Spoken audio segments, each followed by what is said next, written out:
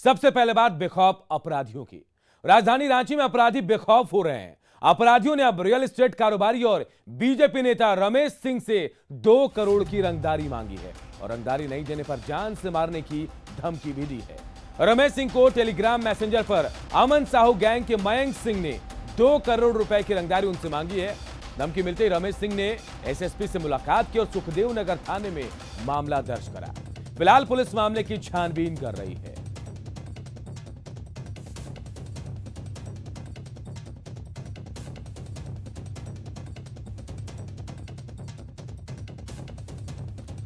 और ओम प्रकाश हमारे साथ जुड़े हुए हमारे सहयोगी रांची से। ओम प्रकाश, लगातार ऐसी वारदातें सामने आ रही है। देखिए, अभी बीजेपी नेता के मर्डर को अभी 2 दिन भी नहीं बीते हैं, अब रमेश सिंह से, जो बिल्डर भी और बीजेपी के बड़े नेता भी हैं, उनसे रंगदारी मांगी जा रही है।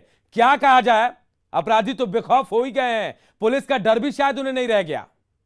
जी, जाहिर तौर पर जिस तरह से अपराधी जो अपनी नापाक मंसूबों को अंजाम देने के लिए लगातार इस तरह की कार्रवाई करते हैं और जिस तरह से आम लोगों को, खासकर अगर कहा जाए तो आम लोगों को परेशान कर रहे हैं, वो कहीं ना कहीं ये बताता है कि अपराधियों का जो मनोबल है वो बढ़ा हुआ है और इसी वजह से इस तरह की घटनाएं हो रही हैं। हालांकि पुलिस के द्वारा साफ तौर से कहा गया है कि मामले में जो लोग शामिल हैं उन पर जल्द से जल्द कार्रवाई की जाएगी। हालांकि देखना होगा कि पुलिस के द्वारा ये कार्रवाई कब तक की जाती है, क्योंकि पिछले बार भी अगर कहा जाए तो कई ऐसी बातें आ चुकी हैं, सामने भी आई हैं, रंगदारी के कई मामले सामने हैं, उन मामलों में पुलिस को अब तक सफलता नहीं मिली है। वहीं कहा जाए तो पिछले दिनों जिस तरह से भाजपा नेता जीत राम मुंडा की हत्या कर दी जाती है, उस मामले में भी अब तक मुख्य आरोपी जो है वो पुलिस की गिरफ्त से दूर है।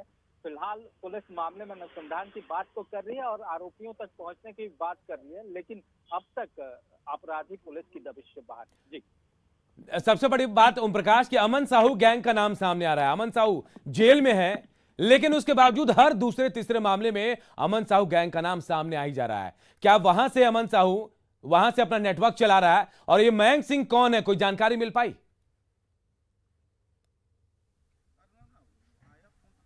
जी, अब तक जो जानकारी सामने आई है, मयंक सिंह जो अमन साव गिरोह से ही ताल्लुक़ रखता है और उसी के इशारे पर जो अमन साव का ही एक गुर्गा है और उसी के इशारे पर वो काम करता है। और इसी तरह की बातें भी सामने आई है, क्योंकि जो अमन सिंह के द्वारा थ्रेट भी किया गया है, जिस तरह से लेवी की मांग भी की गई है, उसमें साफ तौर से अमन साव के गिरोह का नाम रखा गया है और उसी के नाम से पैसा मांगा गया है। तो ये एक बड़ी वजह है कि पुलिस इस मामले के अनुसंधान में जुटी हुई है। देखना होगा कि आने वाले दिनों में किस तरह से पुलिस काम कर रही है। साफ तौर से एक बात आपको बताना चाहेंगे कि जेल में भी रहने के बावजूद जो अमन साव है वो लगातार अंदर से ही अपने गैंग को भी मॉनिटर कर रहा है। वहीं पुलिस जो उसके गुर्गे हैं वो व्यवसायियों से भी पैसे वसूली कर रहे हैं। तो जेल में कहीं ना कहीं कहा जाए तो सुरक्षा में चूक है। साफ तौर से मोबाइल का पहुंच जाना, इजी अवेलेबल होना, ये तमाम चीज़ें जो हैं वो बताती हैं कि जेल इन दिनों अपराधियों के लिए ऐशगाह बन चुका है। पिछले दिनों भी हमने ये खबर दिखाई थी कि जेल से किस तरह से जो झारखंड के बड़े गिरोह हैं वो किस तरह से ऑपरेट कर रहे हैं और किस तरह से अपनी जो साम्राज्य है उसको अभी भी यही कहा जाता है कि ज्यादातर क्राइम जो है जेल से ऑपरेट होते हैं, उनका नेटवर्किंग वहीं से शुरू होता है। अगर अमन साहू की बात करें तो ऐसी जानकारी मिली है कि अमन साहू को अलग सेल में रखा गया है जहां वो अकेले रहेंगे। इसके बावजूद ऐसी घटनाएं सामने आ रही। क्या प्रशासनिक चूक है या जेल के अंदर लोग जो हैं अमन साहू को मदद कर रहे हैं?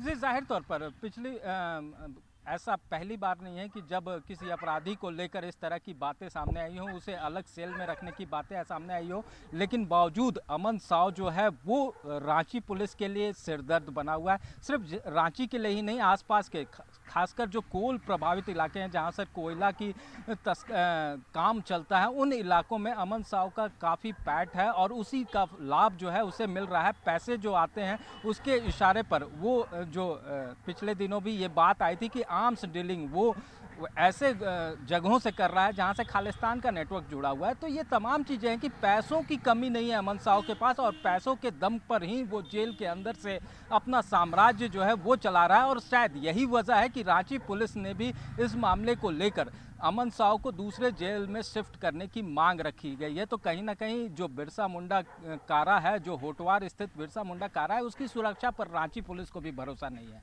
जी चलिए, बहुत बहुत शुक्रिया ओम प्रकाश इस तमाम जानकारी के लिए। तो देखिए कैसे बेखौफ हो रहे हैं बदमाश रांची में, और अभी बीजेपी नेता की हत्या किए हुए 2 दिन भी नहीं बीते कि बड़े नेता जो बीजेपी के हैं, रमेश सिंह जो बिल्डर हैं, उनसे भी रंगदारी मांगी गई है, जान से मारने की धमकी दी गई है।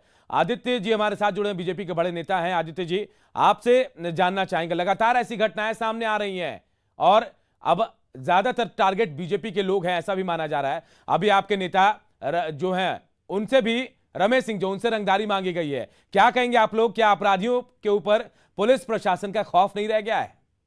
देखिए, जिस प्रकार से हेमंत जी के राज में झारखंड जंगल राज की ओर बढ़ चुका है और जिस प्रकार से अपराधियों और उग्रवादियों का मनोबल बढ़ा है, जिस प्रकार से रमेश सिंह जो एक व्यापारी हैं, उन पर कल जो रंगदारी का मामला जो सुनने को मिला है समाचार पत्रों के माध्यम से, कि 2 करोड़ रुपया दोनों तो ठोक देंगे। ये झारखंड के लिए बहुत दुर्भाग्यपूर्ण विषय है और अपराधी बेखौफ हैं, तो किसी से न डर है न भय है। 1 दिन पहले जितराम मुंडा जो हमारा एसटी मोर्चा का अध्यक्ष था, उसका निर्मम हत्या किया गया है। अभी वहीं पर हम लोग गए हुए थे, उनसे मिलने, उनके परिजनों से मिलने गए थे। इस प्रकार से कौन कार्यकर्ता, कौन पब्लिक का कब हत्या हो जाए आज के दिन में कोई कह नहीं सकता है। और विशेष करके भारतीय जनता पार्टी का एक एक कार्यकर्ता को चुन चुन करके अपराधी निशाने बनाने का काम कर रहे हैं और सरकार सोई हुई है। जिम्मेदार कौन है आदित्य जी, किसे जिम्मेदार मानेंगे आप? सरकारी तंत्र बिल्कुल फेल है, पुलिस प्रशासन बिल्कुल फेल है। मुख्यमंत्री जी जिस प्रकार रोम का राजा बांसुरी बजा करके अपने आवास में चैन की नींद सो रहा था, उसी प्रकार हेमंत सोरेन जी भी अपने आवास में निश्चित होकर के आराम से अपनी जीवन यापन कर रहे हैं। बीजेपी क्या करेगी आदित्य साहू जी? भारतीय जनता पार्टी सरकार के विरोध में हमला बोलेगी और उसका जन जन तक विरोध करेगी और लोगों के बीच में आवाज पहुंचाने का काम करेगी। इस प्रकार से यहाँ के लोगों को ठग करके, बेवकूफ बना करके, फुसला करके लोगों से वोट लेने का काम किया है। आज जनता में काफी आक्रोश है, इसका परिणाम आने वाले दिनों में सरकार को मिलेगा। बहुत बहुत शुक्रिया हमसे बातचीत करने के लिए। तो देखिए कैसे बेखौफ हो गए हैं राजधानी रांची में बदमाश, और अब कारोबारी जो रमेश सिंह बीजेपी नेता है, उनसे रंगदारी की मांग की गई और नहीं देने पर जान से मारने की धमकी भी दी गई है। के बाद फिर ये अचानक एक मैसेज आया, ऐसा हुआ। हमें प्रशासन पे पूरा भरोसा है कि अपराधी जल्द पकड़े जाएंगे, और इस तरह के लोगों को प्रशासन रोज पकड़ भी रही है, जेल भी भेज रही है। हमें प्रशासन से पूरी उम्मीद है, सरकार से उम्मीद है कि हमारी सुरक्षा, जान माल की सुरक्षा की जाएगी। कानून व्यवस्था के हालात पर राज्य सरकार विधानसभा के पटल पर कह चुकी है कि विगत 20 माह में 2961 हत्याएं और 2725 दुष्कर्म के अपराध हुए हैं राज्य में। तो मैं समझता हूं कि ये आंकड़े ये बताने के लिए पर्याप्त है कि राज्य में कानून व्यवस्था के हालात क्या हैं। और अब पिछली सरकार के आग में छुपकर यह कहना कि पिछली सरकार में ऐसा होता था, इसलिए इस सरकार में भी हो रहा है, तो इसको जस्टिफाई नहीं कर सकते आप। कि पूर्ववर्ती सरकार को आप देखें तो पूर्ववर्ती सरकार में, भारतीय जनता पार्टी की सरकार में, सत्ता के संरक्षण में इस राज्य में और राजधानी में अपराध हुआ करते थे। लेकिन महागठबंधन की सरकार बनने के बाद से अपराध का ग्राफ में कमी आई है। अगर अपराध हुए भी हैं तो स्वाभाविक तौर पे प्रशासन अपना काम पूरी ईमानदारी और मुस्तैदी के साथ किया है और अपराधियों को पकड़ने में कामयाब भी हुई है। उनसे पूछा जाना चाहिए कि मुख्यमंत्री आवास के चारदीवारी से सटाकर गोली मारी जाती थी उनके समय में, उनको याद दिलाइए। उनका याददाश्त कमजोर हो गया है। जो आपराधिक घटनाएं हैं वो तो आंकड़ों की बात है। मैं दावे के साथ कहता हूं कि जो आंकड़े रघुवर सरकार में थे उससे कम आंकड़े इस सरकार में हैं।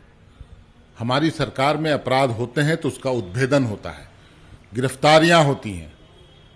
उनके समय में एडीजी स्तर के पदाधिकारी बैठकर चुनाव मैनेज करते थे। यही अंतर है, बेसिक डिफरेंस।